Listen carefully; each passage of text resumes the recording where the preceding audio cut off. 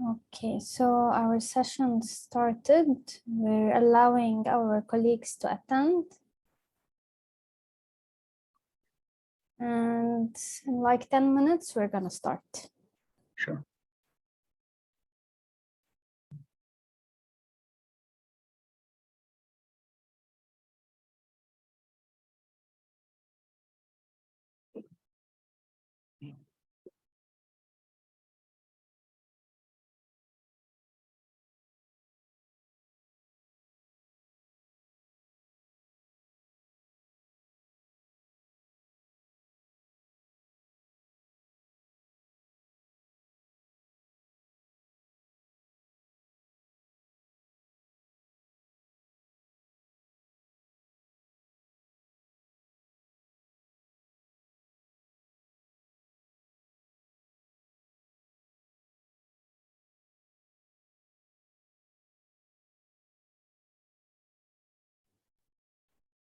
So for our colleagues who are joining us now, you are welcome. We're gonna start our event in like 7 minutes from now.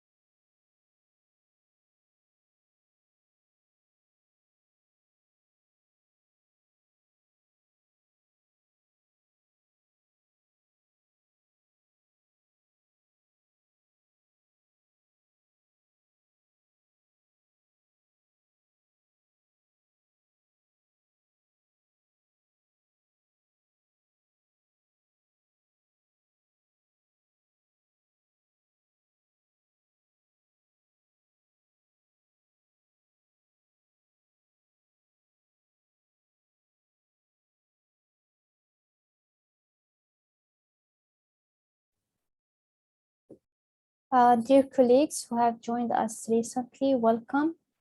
We will start in our event in the coming 5 minutes.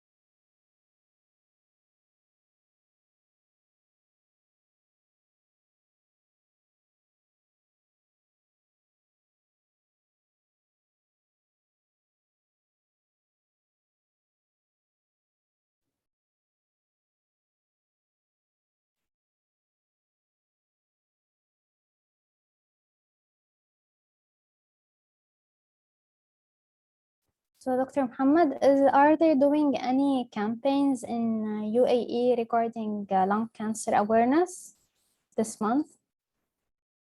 You are muted, Dr. Muhammad.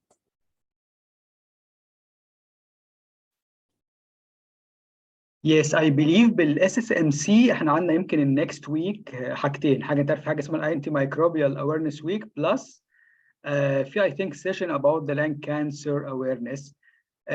I'm not sure بالظبط ايه الديتيلز بتاعتها لانه لسه I just saw it حتى even على LinkedIn النهارده الصباح. ف hopefully next week هتبقى like all picture will be clear. بس yes there is something next week. وباي ذا واي عندنا النكست ويك متذكر لما قلت لك في الاميريتس اونكولوجي كونفرنس هيبقى الجمعه والسبت الجايين ان شاء الله. انا قلت تراي ايفن احاول اشوف لك الفيرتشوال لينك لان هو معمول السنه دي فيزيكال بصراحه لان خلاص انت عارفه الحمد لله الدنيا رجعت تاني. Yes, great. فمش حاطين اوبشنال هايبريد but anyhow I will try to check if they have the option زي ما حكيت لك قبل كده لو عندهم اوبشن الفيرتشوال I'll try to send you the link لان هذا تقريبا اكبر ايفنت اونكولوجي بيتعمل بالسنه كلها. يعني مستشفى توام عندنا بالعين هي الليدنج فيه what is the biggest one تقريبا على مستوى اليو اي يعني. كل Great. صحة والبرايفت بتكون موجودة already فيه. Yeah, if you can share the links on your LinkedIn, if there's a physical attendance, so that our colleagues as well, if they are available in UAE, they can join. Good idea, good idea. أنا بصراحة قلت يمكن إن هم دايما بيبعتوا من ناحيتهم ال EOS أو ال Emerson College, but anyhow خلينا أشوف خلال اليومين الجايين I'll try إن أنا برضه to share it. ولو عرفت إن في option virtual أو حتى anyhow even symposium أو workshops عاملينها virtual, I'll try برضه to share the link with you, and it's really valuable. Of course, of course. Great. So, dear colleagues who have recently joined, we will start in 4 minutes from now, inshallah. وتعرف هو mainly هنا البريست كانسر I think it's worldwide يمكن البريست كانسر يعني الأكتوبر كان اللاست مانث كتير activities عليه واويرنس كتير. اللان كانسر يمكن مش واخد برضه الستيل يعني نفس البريست كانسر وكده في الامبورتانس، but يعني زي ما قلت لكم في like small things كده بتعمل حتى بتبقى على نطاق مثلا ايه انه مثلا one of the pharma companies they like invite or make symposium مثلا workshop عن الموضوع ده، يعني بتبقى حاجات برضو ايه مش الهاي سكيل يعني عارفه. Yes, yes. مش زي البريست كانسر. Yes, of course. Breast cancer is always the dominant. اكيد طبعا هو ده لان هو ده already the most common for sure. Yes, exactly. طيب اللي في الليبرال اكيد في طبعا يعني بالاي يو بي او كده 100% you have something like that دكتوره. Yes, we do have small campaigns for awareness for the staffing and for our citizens as well. But it's like more like both inside the hospital. اوكي. انت سؤال بس، انت اي بي AUB is the university itself. انت الهوسبيتال هي تابعه للاي يو بي اللي هي بيروت نفسها American University of Beirut. Yes. لان بس في مستشفى رزق it is the same or no something? It's a different hospital. اوكي. انا اسمع في oncology department رزق hospital some people I know them. Okay, great. So our colleagues, so we're going to start our event now. So thank you our colleagues who have joined, and the rest will join as we will go through. So Assalamu alaikum everyone. Good evening, good afternoon, doctors and colleagues who are virtually connected. We delightfully welcome you all to our lung cancer awareness month educational activity, through which we will share the latest evidence-based oncology pharmacy practice, learn from our oncology professional experts, and aspire our daily pharmacy practice. So I want to thank Dr. Tabbara for the availability of this platform in which we are gathering all as an oncology pharmacist to discuss the updated evidence-based practice for lung cancer, specifically during this month. And I would like to inform you all that you will have the access to our recording, this recorded session that will be available in like 1 week from now over the IVPN library at the IVPN network website. We will be running a live Q&A session at the end of the presentation. So please feel free to submit your questions in the Q&A session, and we will ask them to our speaker.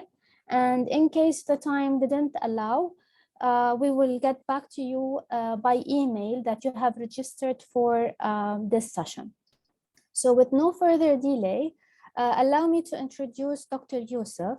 Dr. Youssef received his bachelor's degree in pharmacy from Ajman University, then his master's degree in clinical pharmacy from Queen University. He joined Mafraq Hospital in 2009 and then moved to Sheikh Shakhabut Medical City in 2019. He worked in many areas, including inpatient and outpatient services, drug information center, quality and medication safety, and now leading pharmacy educational programs. Dr. Youssef will be discussing in the coming 45 minutes the evolving landscape in lung cancer treatment. So welcome on board, Dr. Youssef. The floor and the mic is yours. Thank you, Dr. Fatma, for this kind introduction, and thank you all my colleagues for joining here. And for sure, thanks Dr. Osama Tabara for this educational and very important platform. And I hope at the end of this presentation, at least we'll get one or two informations at least from my presentation. Without further delay, I will start sharing my screen.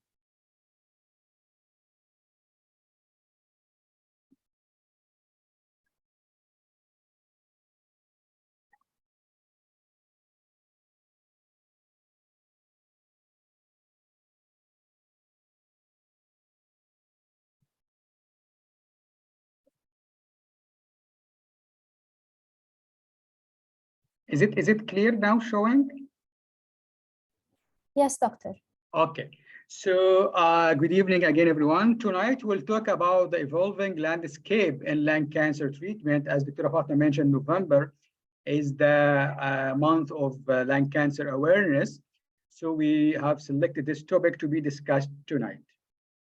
The objectives of our talk for tonight to identify the burden of lung cancer, to identify the novel therapy of non-small cell lung cancer, which will be the important part of our talk tonight, and apply pharmacotherapy knowledge for non-small cell lung cancer on the patient care.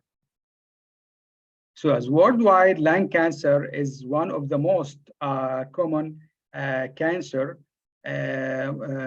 leading of death. However, lung cancer is treatable and may be survivable if detected early.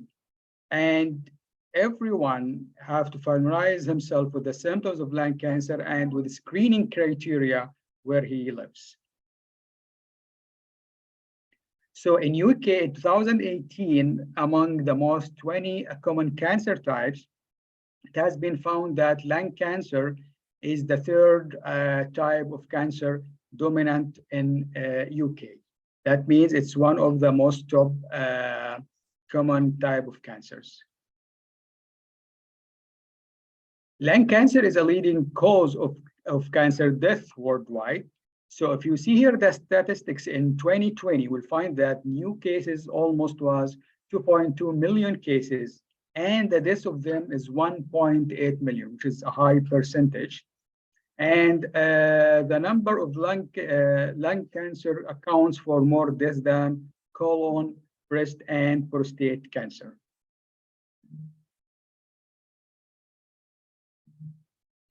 Also, if you look here that in the late stage at diagnosis, we found that most patients with lung cancer, almost 78%, are diagnosed with advanced or metastatic disease.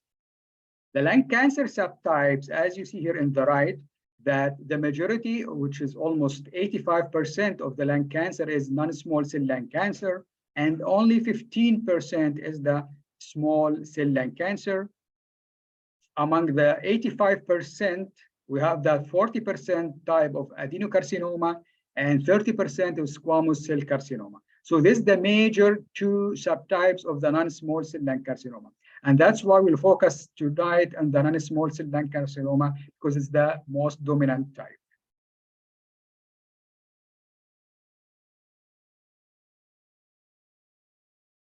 The majority of lung cancers are diagnosed as unresectable stage 3 or stage 4 non-cell lung cancer, which are associated with poor prognosis.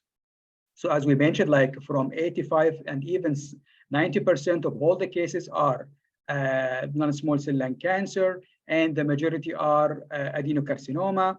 25 to 40% of patients with this type present with locally advanced, which is almost stage 3 disease, and approximately 30% of patients present with locally advanced stage 3 disease that is unresectable. And from 49 up to 53% of patients present with metastatic disease. Imagine like half of the patients, they are present with metastatic disease. That's why lung cancer, especially the non-small cell lung cancer, is associated with poor prognosis. So what are the risk factors for lung cancer in general? For sure, as we all know, smoking by the cigarette or tobacco products, family and genetic factors, the pollution, family history of lung cancer, which is very important, exposure to certain chemicals like diesel, fumes, and silica. So patients with non-small cell lung cancer often experience high symptom burden and poor quality of life. If you can see that non-small cell lung cancer symptom burden is high and has a negative impact on the quality of life, especially for patients with advanced disease. Especially here can you see on the right that stage 3 and stage 4 have really very poor quality of life. So stages of the non-small lung cancer, it comes in 4 main stages. The first stage is stage 1, which is a small tumor that doesn't spread to any lymph nodes. And this is called the early or localized lung cancer. Stage 2, that the cancer can be different sizes. It may have spread to lymph nodes, other parts of the lung, area just outside the lung. And stage 2 lung cancer is usually called locally advanced lung cancer. By the way, for stage 1, 2, and 3, there is subtypes. Maybe you'll find also, but it's more like in details of histology, that stage 1A and 1B, stage 2A and B. This is actually according to the size of the tumor. So if it's like 3 centimeters, they call it like stage 1A. If it's like more than 3 centimeters, they call it stage 1B. The same case of the stage 2, it has like subtypes, stage 2A and B. I don't want to go in details, but just to make to know that there are main 4 stages: stage 1, 2, as we mentioned, 3, in which the cancer can be any size and has usually spread to lymph nodes, and it may also be growing into other parts of the lung, to the airway, to the surrounding areas outside the lung, and it may also have spread to tissues and structures further from the lung, but it has not spread to other parts of the body. And stage 3 lung cancer is usually called locally advanced lung cancer. We'll come to the stage 4, which is the metastatic one. And the cancer can be any size. It may be spread to lymph nodes and one of the following. The cancer has spread to the lung on the other side. There are cancer cells in fluid. The cancer has spread to another part of the body, such as the liver, bones, or brain. And we call stage 4 as metastatic lung cancer. So again, as we mentioned, we'll focus tonight about the non-small cell lung cancer, and we'll divide it in resectable or unresectable. For resectable type, which is mainly in the stage 1, the early stages like 1, 2, and 3A and 3B, the surgery is the mainstay and is the initial treatment of a choice for these types of subtypes of non-small lung cancer. Radiation also is another option in case if the patient cannot afford the surgery or there is any contraindication to the surgery. And chemotherapy also is an option. Actually, adjuvant cisplatin-based chemotherapy is the standard in resectable stage 2 and 3A and improves the 5 years overall survival. For stage 1B and 2A disease, chemotherapy can be considered as adjuvant therapy for high-risk patients, including poorly differentiated tumors, visceral pleural involvement. Carboplatin, paclitaxel, or combination of carboplatin, gemcitabine, or carboplatin, pemetrexed can be also considered for patients unable to tolerate the cisplatin-based therapy. So cisplatin is the one which comes as a priority and preferable one. But if there is any contraindication or a patient cannot tolerate the cisplatin, for sure you can go to the carboplatin and combined with other chemotherapy, just to make sure that pemetrexed is only used for non-squamous, which is the adenocarcinoma histology. So what about the unresectable, which comes mainly in the later stages like 3 and 4? The option here will be combined modality, which means platinum-based chemotherapy in addition to radiation. So it's called the chemoradiation, with goal of downstaging of resection. Duration of the therapy should not exceed 8 cycles, and radiation therapy can be used with curative intent in those that are medically inoperable with stage 1 to 3. So here we can find that in these stages, we'll find that should be like a combination of radiation and chemotherapy. For the stage 4, which will be also, I will concentrate on it in our meeting for tonight. Target therapy is preferred first-line treatment for patients who are found to have targeted mutations, such as EGFR mutation and ALK rearrangement, ROS mutation. This mutation is very important to be screened in this stage. If no actionable mutations are found, then evaluate the PD-1 status for consideration of immunotherapy single agent or in combination with systemic chemotherapy. Patients who have contraindication to immunotherapy should receive chemotherapy without immuno in first-line setting.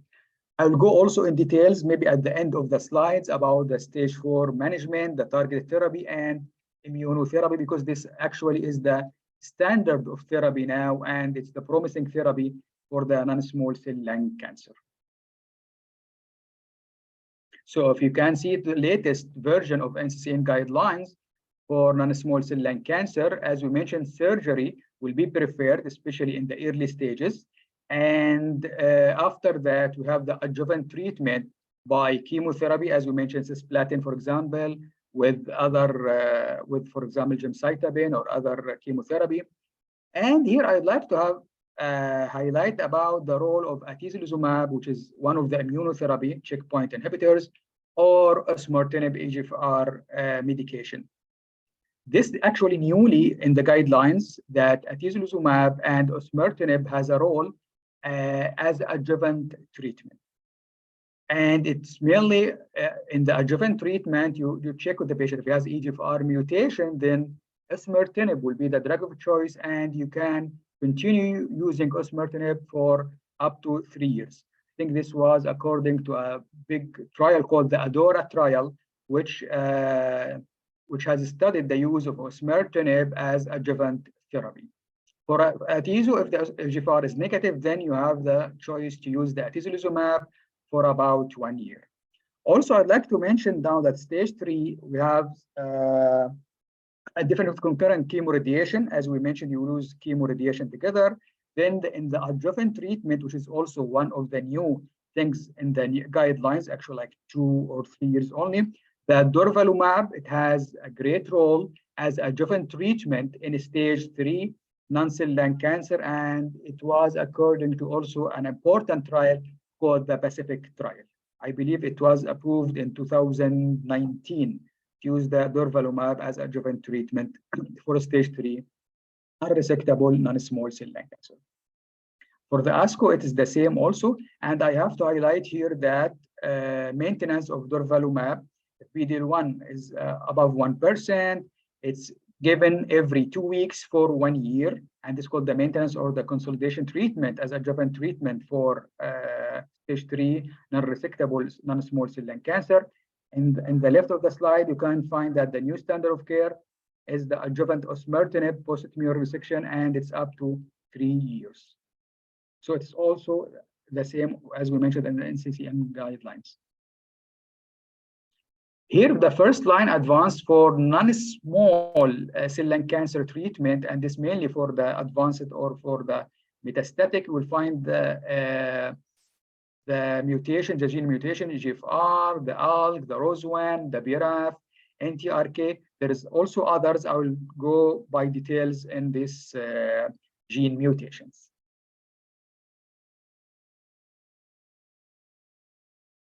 So chemotherapy for small cell lung cancer, as we mentioned, it can be used as a neoadjuvant or adjuvant setting, especially in the early settings. Chemotherapy is a toxic to cells that divide rapidly. It includes cancer cell, but also normal cells that divide.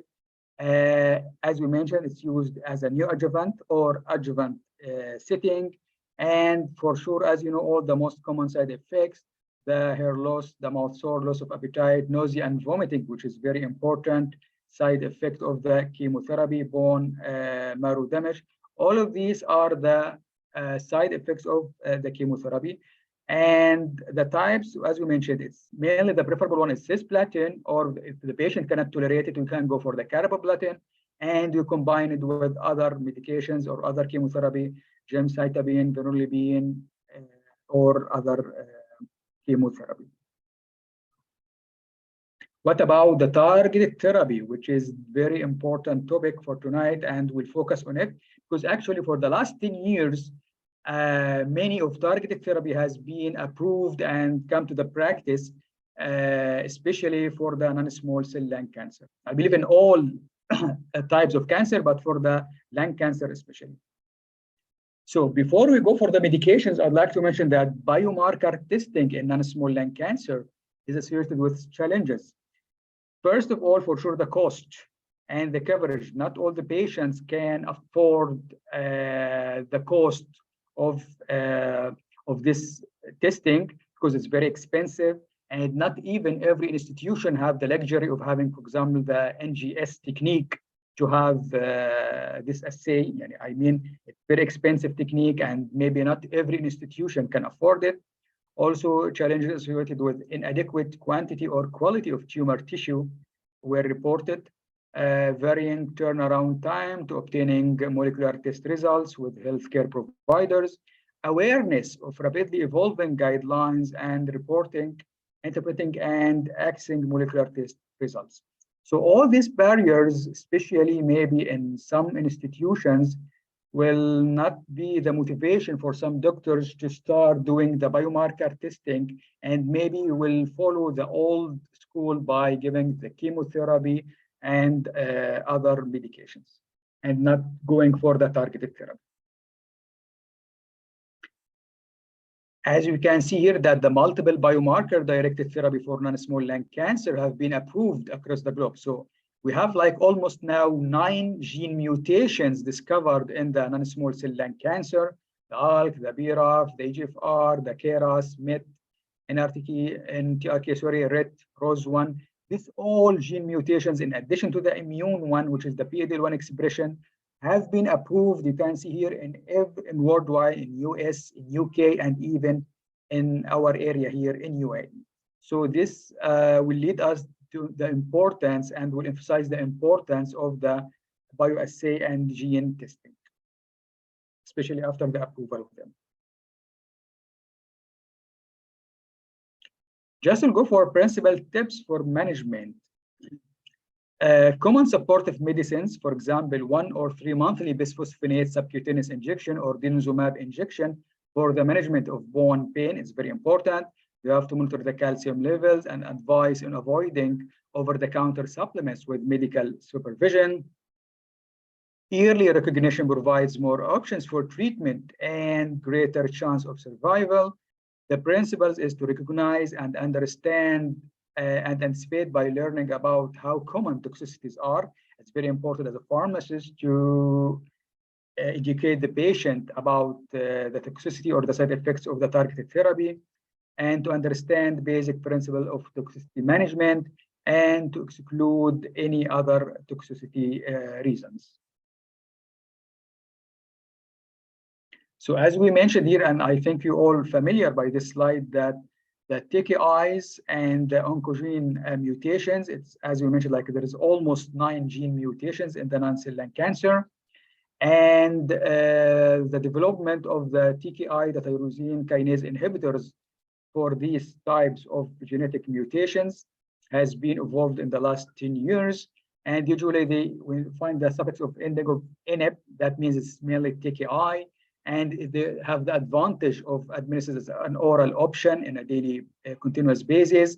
And it should be used until disease progression or intolerable toxicity. I will go in details also about these medications. As researchers have learned more about the changes in non-small cell lung cancer cells that help them grow, they have developed drugs to specifically target these agents or these changes. That's why they call the targeted agents or targeted therapy. Targeted drugs work differently from standard chemotherapy, as we mentioned, and they sometimes work when chemo drug doesn't work, and they often have different side effects. So again, for the NCCN guidelines for this year, they have emphasized in the molecular biomarker screening or testing for all the mutations, and even for the immune biomarker like the PD-L1 or other emergent molecular biomarkers like the MET mutation. Broad molecular testing for actionable and emerging biomarker is recommended for eligible patients at diagnosis, regardless of patient characteristics such as age, race, and smoking history. And I will mention the reason about the smoking, why they mentioned the smoking history for the coming slides. So this all the multiple biomarker-directed therapy for advanced non-small cell lung cancer, which has been approved by FDA for the last 5 to 10 years. And I'll go also in details on these drugs. So starting from 2003, as I mentioned, like since more than 15 or 20 years, EGFR mutation have been discovered in the ALK, the ALK, PD-L1, the ROS, the EGFR20, the BRAF, EGFR19, the RET mutation, MET exon 14, TMB. And last year, I'd like to mention that like every year, maybe there is a new biomarker to be discovered and one new medication also to be approved. So just last year, 2021, the KRAS G12C mutation, there is one medication has been approved for targeting this type of mutation. I will talk about it in details in the coming slides. So we'll start first with the first gene mutation, which is called the KRAS gene changes. And it's about 1 in 4 non-small cell lung cancer have changes in the KRAS gene that cause them to make an abnormal form of the KRAS protein. This abnormal protein helps the cell grow and spread. So the KRAS is the most wide type of these mutations, almost 21%. And just last year, only the one medication called sotorasib, which is targeting the KRAS G12C mutation, it's given as an oral option of a dose of 960 milligram once daily. And it's one of the medications just approved recently. Just I'd like to mention there is another medication has been discussed in the last ASCO in July. It's called the adagrasib. Also, it's one of the medication targeting the KRAS gene mutation, but it's not approved. I believe it's in phase 3. So maybe for the next year or after 2 years, I believe also it will be available in addition to the sotorasib. The important side effects of the KRAS inhibitors: diarrhea, joint and muscle pain, and changes in the blood test, low white blood cell. And the very important thing, it's less common, but it's more serious side effect, is the liver damage and the interstitial lung disease. So it's important also to counsel the patient when you're dispensing this medication to him to have at least like chest X-ray every 3 months, to advise him if he encountered any symptoms of a difficulty in breathing, of anything related to that, just to take the advice and to go back to his oncology physician. The other mutation, which is called the EGFR gene mutation, and there is a group of medications work in this oncogene, osimertinib, which has been also approved newly, I believe, like 4 years back only, erlotinib, afatinib, gefitinib, and dacomitinib. Osimertinib given as a dose of 80 milligram once daily, erlotinib 150 milligram once daily, afatinib 40 milligram once daily, gefitinib 250 milligram. I believe gefitinib is the oldest one. It's the first generation, and erlotinib, I believe, is second generations, and afatinib also second generation. Only the third one is the osimertinib, is the third generation one, and it's used now as a first-line even therapy for the EGFR non-small cell lung cancer. For the advanced non-small cell lung cancer, one of these drugs is often used as a first-line treatment for advanced non-small cell lung cancer that have certain mutation in the EGFR gene. Most of these drugs are used alone. Also, erlotinib has the advantage that it can be combined with other target therapy like, for example, bevacizumab. So erlotinib can be used alone, and also it has been studied to be in combination with bevacizumab. One more thing, osimertinib as a dose of 80 milligrams is a standard dose. In some clinical trials, they use it as 160 milligram, especially for the CNS metastasis. So for 80 milligram, if you have a prescription of 80 milligram, this is the standard dose. But also, if you have a prescription of 160 milligram, this is also approved dose. The side effects, the skin problems, which are more common for this type, especially the first generation, diarrhea, mouth sores, loss of appetite. I have also to mention here, also, I do not maybe mention here, but in the next table, that also QT prolongation for the osimertinib, also one of the side effects or things we have to take care about it. And there's others, monoclonal antibodies, such as amivantamab, and this is can cause infusion reactions. Amivantamab also can cause eye problems or serious lung disease in some people. By the way, these medications, the monoclonal antibodies, it's work in EGFR exon 20. So it's in the EGFR, but it has like a specific target also from the EGFR to work on it. And these medications, as I mentioned, it can affect the cardiac, as it has like the rhythm of the heart, can also lead to QT prolongation, and it can cause some problems, allergic reactions, if they are given. So we spoke about the KRAS mutation, the EGFR, now the third one, which is called the ALK gene.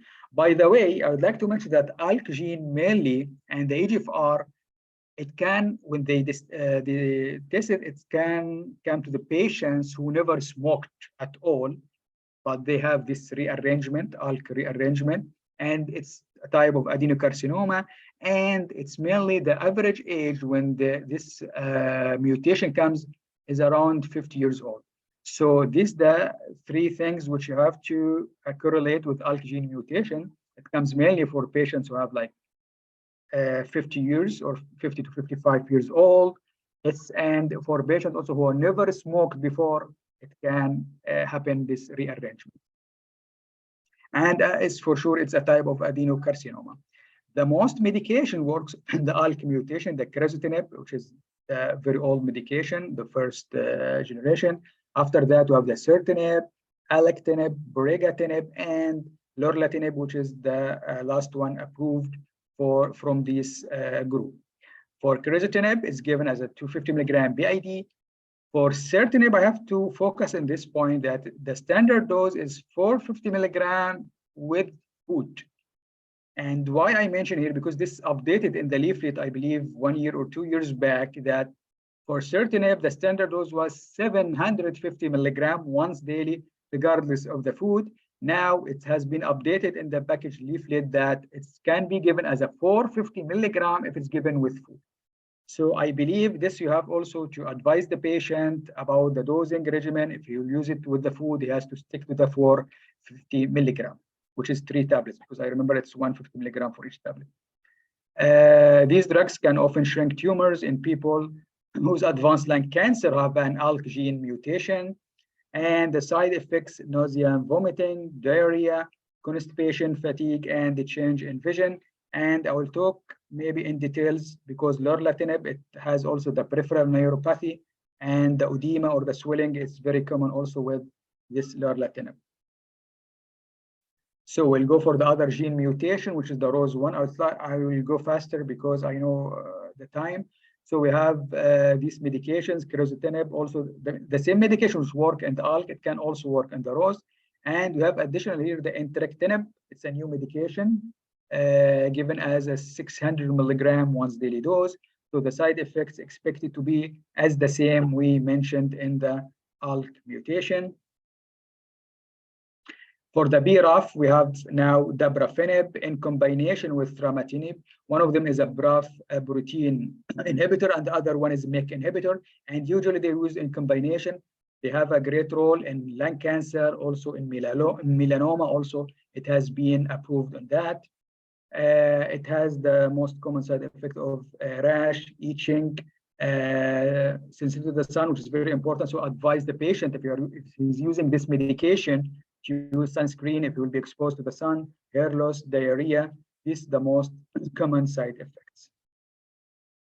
For the RET mutation, there is a new medication. It has been approved, which is called silpexranib, and it's given by the dose, either 160 milligram BID or to 120. It's according to the weight.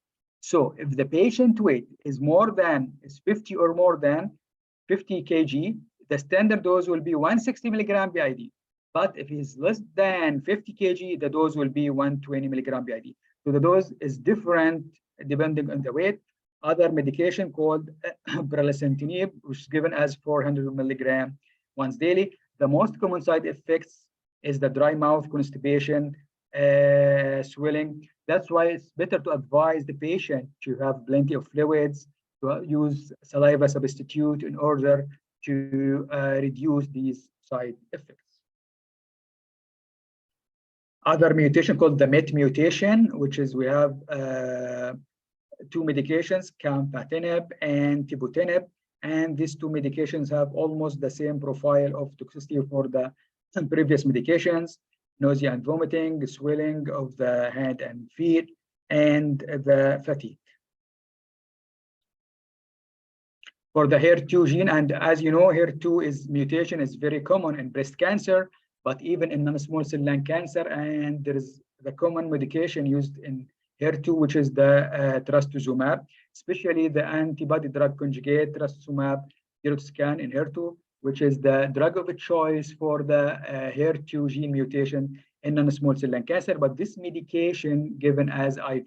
For all previous medications we have mentioned, for the others, like for the ROS, for the EGFR, for the ALK, are orally, but for this medication is given as IV.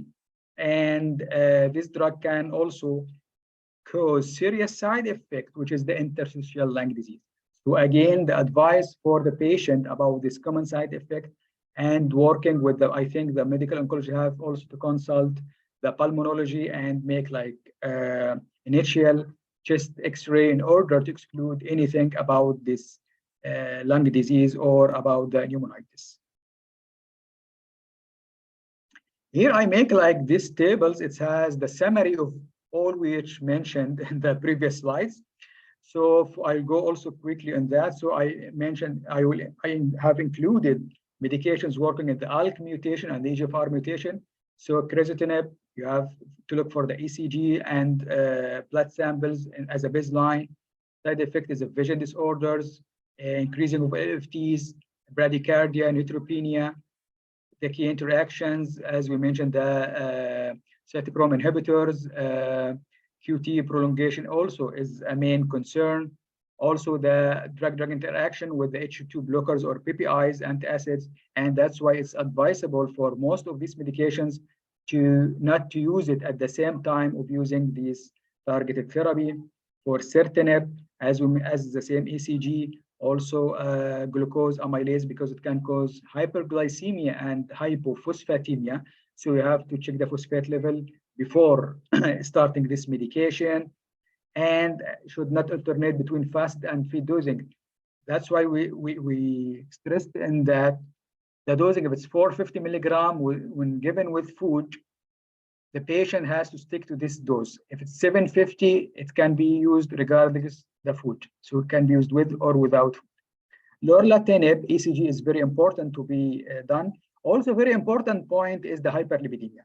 Lorlatinib has a common side effect of hypercholesterolemia or hyperlipidemia, and usually the doctors will prescribe some statin therapy in the beginning of therapy with lorlatinib because it's a very common side effect.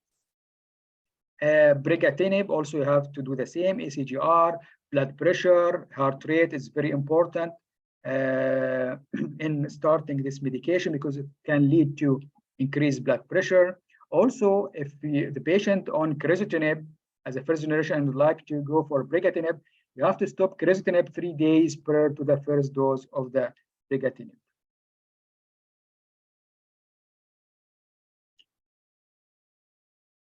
For alectinib, also ECG, blood pressure, because it can cause some bradycardia.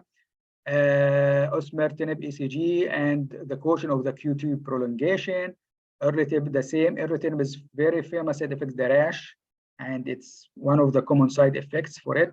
Gefitinib also, the rash, diarrhea. Afatinib. So because all are from the same group, they have almost the same toxicity profile. I'll go for the last 5 or 6 minutes for the immunotherapy, which is also a standard of therapy for the non-small cell lung cancer. Immunotherapy for non-small cell lung cancer, it's used, it has been used widely, especially in the last few years in many types of cancer, and in lung cancer especially. They call the checkpoint inhibitors one of the main types of the immunotherapy. And these drugs that target these checkpoints, called the checkpoint inhibitors, can be used to treat some people with non-small cell lung cancer, especially in the adjuvant setting. I'll go here for the approved PD-1 or the CHEK1 inhibitors approved in the use of the lung cancer. We have the first Nivo and Nivo-Ipi, the combination, and it has been studied in CheckMate 227 and the CheckMate 9LA. For the Pembro also, it has been studied in Keynote 024 and Keynote 021 as a standard therapy alone or with combination with chemotherapy in the PD-L1 positive lung cancer. Also have a new therapy, a new approved medication from this group called the cemiplimab. I believe it has been approved 2 years back only. All these medications target the PD-1 and lead to shrinkage of the tumor. We have also the atezo and durvalumab, which is the PD-L1 inhibitors, and atezo has been studied in the Empower 110 and Empower 150. And we have the durvalumab, which used in the unresectable stage 3 non-cell lung cancer as adjuvant therapy. And the main study was the Pacific study or the Pacific trial. These two medications, the atezo and durvalumab, they target the PD-L1 and also lead to the same conclusion of shrinkage of the tumor. So again, I will go quickly here that this medication, Nivo, by the way, is not used alone, should be combined with ipilimumab, other medication. It's called the CTLA-4 inhibitor. Pembro can be used alone or with a combination of chemotherapy. The same goes for the atezo and cemiplimab. Durvalumab, as we mentioned, it's mainly used in stage 3 non-cell lung cancer for unresectable disease. Atezolizumab also can be used in stage 2 or early, as we remember in the second or third slide of the NCCN guidelines. All these medications used as IV infusions, and the interval depend on every medication. It can be used every 2 weeks, some of them 3 weeks, some of them 4 weeks, and some of them, like the Pembro, even can be used every 6 weeks when you go for the higher dose of 400 milligrams.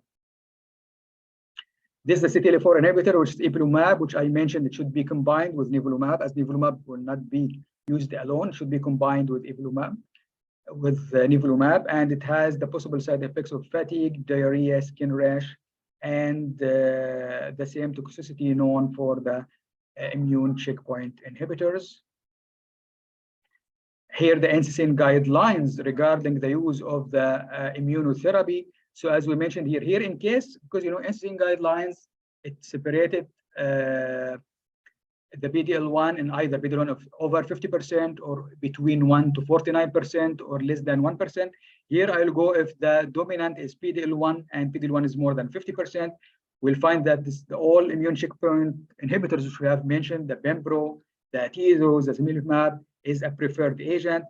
Also, they recommend the use of the carboplatin in addition to paclitaxel plus bevacizumab plus atezo, Nivo-Ipi, as we mentioned, as a combo, and preferred also for the squamous cell carcinoma, the Pembro or the carboplatin in addition to pembrolizumab, atezo, or cemiplimab, and they also recommend the Nivo-Ipi in combination with paclitaxel and carboplatin.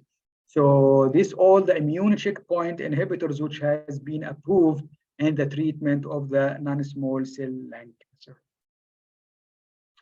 Just I'll go quickly also with the toxicity of the immune checkpoint inhibitors. As you know, these medications, they improve the quality of life, but still they have their own side effects like dermatitis, pruritus, fatigue, diarrhea, colitis.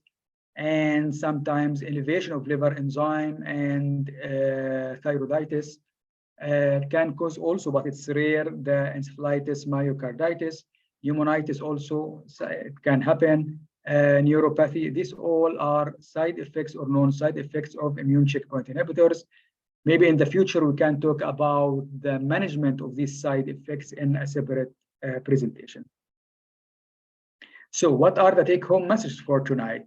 That early recognition of signs and symptoms with understanding of risk factors are key steps in cancer management.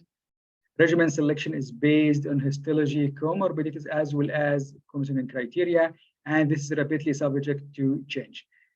The guidelines, you know, every year there's a new medication into the guidelines. There's some medication to be removed from the guidelines. So you have to be updated about these new guidelines and the new therapy. The increase in utilization of oral oncologic offers a lot of opportunities for pharmacists to improve the way these medications are prescribed, administered, and monitored, and this especially for the targeted therapy. And by this slide, I am concluding my talk for tonight and happy to hear any comment or any question. Thank you. Thank you, Dr. Yusuf, for your comprehensive presentation. Actually, it's very detailed, and you covered everything related to immunotherapy as well as for tyrosine kinase inhibitors. Thank you so much. Thank you, Dr. So we're going to start our poll session in which our attendees can vote for the answer. And at that time, we're going to give our attendees time as well if they want to write in the chat box any question for you. So I'm going to read the first question is, which of the following is not a common side effects of immunocheckpoint inhibitors? Dermatitis, colitis, myocarditis, or fatigue? Question number 2, which statement best describes the management of metastatic non-squamous cell lung cancer? Platinum-based chemotherapy is the first line, tyrosine kinase inhibitors, the oral form, and immunocheckpoint inhibitors. Surgery is an option in most cases, none of the above. The third question is, which of the following features are not associated with ALK rearrangement? A median age of 50 years old, adenocarcinoma histology, non-smokers, and obesity. And question number 4, which of the following immunocheckpoint inhibitors is not indicated in lung cancer treatment? And number 5, hyperlipidemia is a known side effect of which of the following TKIs? Erlotinib, lorlatinib, avatinib, and regatinib. So I'm gonna give 50 more seconds to our attendees to submit their answers, and then we're gonna share the results. Sure.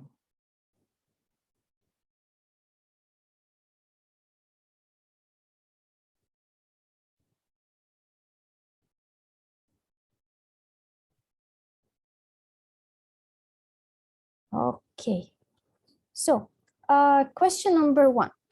So first question is, which of the following is not a common side effect of immunocheckpoint inhibitors? So Dr. Yusuf, we have 75% voted for myocarditis and 25% voted for dermatitis. That's great. I believe because this is the last slide I mentioned about the toxicity of the immunocheckpoint inhibitors. That's why the majority have selected the correct question. So yeah, dermatitis is one of the side effects. Colitis is one of the side effects most common. Fatigue also one of the most side effects, but myocarditis is not a common side effect. So yes, the majority, they get the right answer. Great. So question number 2, we have, which statement best describes the management of metastatic non-squamous cell lung carcinoma? We had 100% that we will use tyrosine kinase and immunocheckpoint inhibitors. Perfect, perfect. Excellent. This is for sure the correct answer because this is the standard of care, the TKI and the immune checkpoint inhibitors.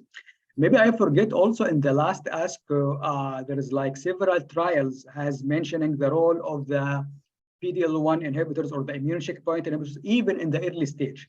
Now we are using them in the later stages, but even there is some ongoing trials. It's not approved yet, but they are testing this medication to be used even in the early stage. So I believe in the coming years, maybe we'll find more role for the immune checkpoint inhibitors and TKIs, and the chemotherapy role, I believe it will be less than we have for the time being. Great.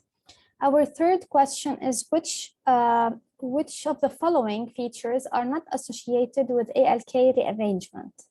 So actually we have 25, 25, 25, 25. It's tricky, yeah. Yeah, I know it's a tricky question. So maybe I mention it quickly. I don't know, but anyhow, okay. I'll tell you something. The ALK mutations is very famous in the age of 50 years. So the majority who diagnosed with rearrangement of ALK mutation was in the 50 or 55 years old. So 50 years old is associated with ALK rearrangement. Adenocarcinoma is associated with ALK rearrangement. The non-smokers, and I think I repeated this twice because I know it will be tricky in the question, non-smokers, they are having more ALK rearrangement. So all the first three are directly related to the ALK rearrangement, but only obesity has no role with the ALK rearrangement. So the correct answer is obesity. Obesity, yeah. So which of the following immune checkpoint inhibitors is not indicated in lung cancer? We have actually 50% avelumab, 25% of each of pembrolizumab and durvalumab. So half of the audience, they get the right answer, which is avelumab actually. For the pembro, durva, and atezo, as we mentioned, they are the standard of care in the immune checkpoint inhibitors, especially in the late stages. Avelumab till now, it's one of the immune checkpoint inhibitors. It's a PD-1 and PD-L1 inhibitor. It's approved in RCC and in bladder carcinoma, as I know, but it's not indicated in the lung cancer. So the avelumab is the one which is not indicated in lung cancer. Great. And our last poll question is hyperlipidemia as a common side effect of which of the below tyrosine kinase? We have 50% voted for avatinib. Okay, to be honest with you, hyperlipidemia can be a side effect of many of these TKIs, but it's a very known side effect for lorlatinib. And that's why we mentioned that in lorlatinib, you have to focus or have to do LDL level, high cholesterol level, total cholesterol. This all is very important before starting these medications. And usually lorlatinib, when prescribed and the patient is going and using this medication, maybe he will use will use some statin or any anti-hyperlipidemic medication. So lorlatinib is one of its famous side effects or common side effects is the hyperlipidemia. And this should be a counseling point when you are dispensing this medication to your patient. One more side effect, maybe I did not mention about lorlatinib, also is the neuropathic pain, and is that sometimes it can cause like psychosis or dementia. That's why it's very rare, but it's one of the side effects of this medication. So sometimes if the patient or the family of the patient, they say that he's forgetting a lot, he's not concentrating. This mainly will be related with this medication. And maybe you have to go for referral or ask the oncology to have a referral for a psychologist or a psychiatric physician. It's not common, but I have to mention it as one of the side effects of lorlatinib. Yes, great. Thank you so much, Dr. Yusuf, for your comments. Actually, I don't have any questions in the Q&A section, but I do have some questions for you, if I may. Sure. The first question, they are actually both related to immunotherapy. So the first question is that in your practice, which is the most common side effect of immunotherapy your institution is actually highly observing as a side effect? It's really a great question. Thank you, Dr. Fatima. Actually, colitis is one of the most common side effects. This we usually find it with many patients or in either Pembro or Nivo or whatever. So actually there is no, I cannot say there is a preference of one to another, because we can see these side effects in this all checkpoint inhibitors which are available in our institution.